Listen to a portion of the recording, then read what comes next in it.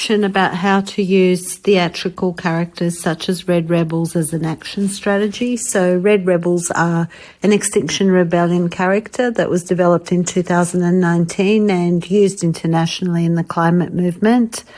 Red symbolises the blood that we share with all species, and Reds don't put themselves into arrestable situations, but act more as a visual to attract attention of members of the public. We have heard a cop in Naarm describe them as those creepy red people, so maybe they're also a little bit unnerving to police. At Disrupt Land Forces in 2024, we also introduced other characters. We had the mourners who were dressed in black and wailed loudly, bringing further attention to the weapons fair that was going on. They carried dolls or babies that were dressed in wrapped in white material and that had been splattered with red food dye. So they looked like dead babies to symbolise the death of future generations due to war and its impact on the climate. We also had the zombie characters who were dressed in white with white face paint, and they did die-ins as we were going around the convention centre.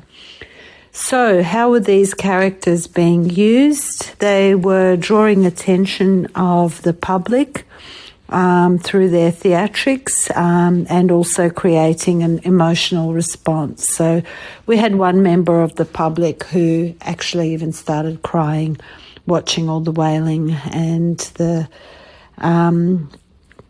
characters. So also the visuals that are created, they make great photos and videos for social media. They can be used in papers and they can be used after the event, such as at film screenings, etc. So it's another way of drawing attention to the issue, particularly amongst people that didn't attend the action. It's a good activist option for those who need to stay unarrestable but want to be involved.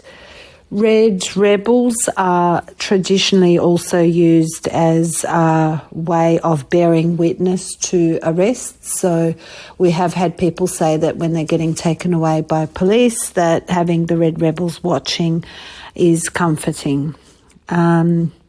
So how to organise an action with theatrics. So there's Red Rebel groups worldwide, and it's about getting in contact with a group because then they'll know what to do and they'll do what they do, but there will be a little bit of other organisation that might involve finding someone to live stream the event onto socials, getting a photographer and then sending those photos to the media with a media release or posting the photos on socials.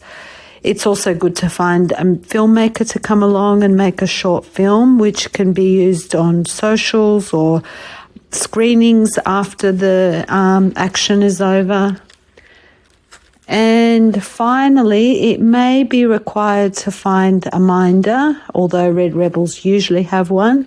So Red Rebels don't talk when they're performing, and having a minder protects them from the public. So there's always one person who'll try to start conversations with them or insult them, things like that. Also, the minder carries around water so that if Red Rebels are needing a little break, they can have some water. Maybe the mourners who are starting to lose their voice from wailing loudly might need to have some cough lollies, things like that. Basically, really easy action to organise and visually really, really effective.